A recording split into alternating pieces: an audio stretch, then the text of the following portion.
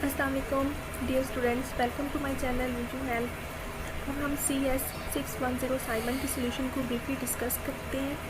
इस असाइनमेंट की आज लास्ट डेट है और अगर किसी स्टूडेंट को इस असाइनमेंट के सोल्यूशन में या इसको समझने में कोई प्रॉब्लम है तो वो मेरी वीडियो से हेल्प ले सकता है। आपके लिए ये वीडियो बहुत हेल्पफुल साबित होगी इंशाल्लाह। असाइनमेंट नंबर 1 है आपकी सेमेस्टर स्प्रिंग 2019 की CS 610 कंप्यूटर नेटवर्क्स। आपका फर्स्ट क्वेश्चन है क्रिएट अ फोल्डर नेम। एक फोल्डर नेम के साथ एक क्रिएट करें एक folder name using as your student ID by using CLI interface. Go to your student ID directly through command prompt and execute the pick command for the given address. Given address आपको उन्होंने एक address दिया हुआ है www.wordmeter.info and you are also required to execute the trace out request for the IP address given है आपका www.wordmeter.info।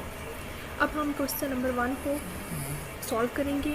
मैं आपको उसके सारे मेथड और सॉल्यूशन और स्क्रीनशॉट्स सब कुछ आपको ब्रीफली आपको डिस्कस करूँगी ताकि आप लोगों को कोई प्रॉब्लम ना हो और आप इजीली अपनी असाइनमेंट सबमिट करवा सकें।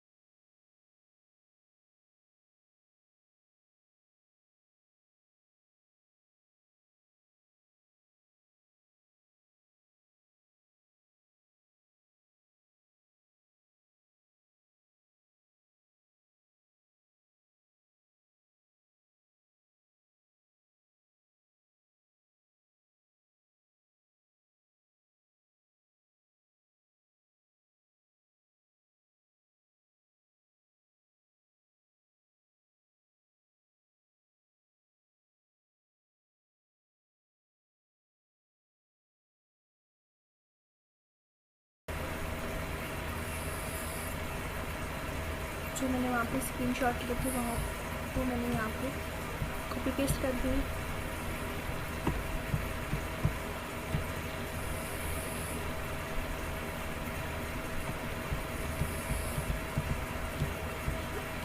ये screenshot of trace out. Next आपका क्वेश्चन है क्वेश्चन नंबर 3। इसमें क्या है कि how much time is required by a machine to transfer a file of 17.31 MB across the network with the 512 kbps link। कि कितना टाइम रिक्वायर होगा एक मशीन को 17.31 MB ट्रांसफ़र करने के लिए जबकि नेटवर्क की स्पीड है 512 kbps। You have to show the formula calculation steps. तो हमने फार्मूला कैलकुलेशन के स्टेप्स शो कराने हैं। इसमें कैलकुलेशन मैंने पहले से इंटर कर रखी है। 8 बिट इक्वल होते हैं 1 बाइट के और 1024 बाइट इक्वल होता है 1 किलो बाइट के और 1024 किलो बाइट्स इक्वल होता है 1 मेगाबाइट के। फाइल साइज़ पहले हमारे पास जो उन्होंने कहा है कि फार्मूले से कैलकुलेशन करनी है आपने, तो इसका टाइम फाइंड करने का फार्मूला क्या होता है, time equal to file size divided by transfer rate.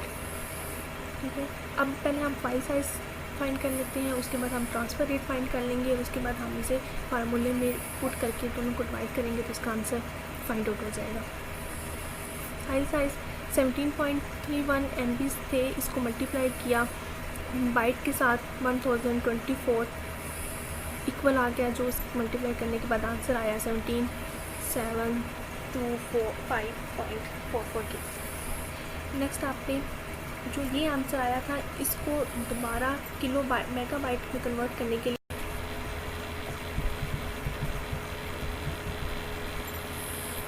अब किलो बाइट्स को बाइट्स में कन्वर्ट करने के लिए 1024 के साथ अगेन मल्टीप्लाई किया। कि जो आंसर आया उसे हमने बिट में कन्वर्ट करना है। हमें पता है कि 1 बिट इक्वल होती है 1 बाइट इक्वल होती है 8 बिट के। हमने बाइट वाले आंसर को बिट में कन्वर्ट करने के लिए 8 से मल्टीप्लाई कर दिया। हमारे पास आ गई फाइल साइज़। अब ट्रांसफ़र रेट फाइंड करने के लिए ट्रांसफ़र रेट इसकी क्या थी 512 kbps, उसको मल्टीप्लाई किया बाइट्स में कन्वर्ट करने के लिए 1024 के साथ। अब बाइट में कन्वर्ट हो गया, बाइट को बिट्स में कन्वर्ट करना है और एक बाइट में 8 बिट्स होती है, तो हमने इस आंसर को 8 के साथ मल्टीप्लाई किया। इस आंसर को 8 के साथ मल्टीप्लाई किया तो हमारे पास बिट्स में आंसर आ गया। अब फार्मूला फॉर कैलकुलेटिंग, जो फार्मूला यूज़ होगा कैलकुलेट करने के लिए वो है time equal to file size divided by transfer rate. जो फाइल साइज़ का आंसर आया है और जो ट्रांसफ़र रेट का आंसर आया उन्हें आपस में डिवाइड करेंगे तो आपके पास टाइम आंसर आ जाएगा। अब उन्होंने हमें क्वेश्चन में ये नहीं बताया था कि हमने टाइम सेकंड में बताना है, आवर्स में बताना है, किस यूनिट में बताना है, तो इसलिए यहाँ पे हमने यूनिट नहीं लिखा। अगर वो बताते हैं कि सेकंड में बताएं या आवर्स में बताएं तो यहाँ पे हम एस लिख देते या एच लिख देते उसको शो करने के लिए, लेकिन ये हमारे पास इसका आंसर है। ये थी आज की आपकी असाइनमेंट। अगर आपको मेरी वीडियो पसंद आई हो तो मेरे चैनल को लाइक एंड सब्सक्राइब ज़रूर कीजिएगा। अल्लाह।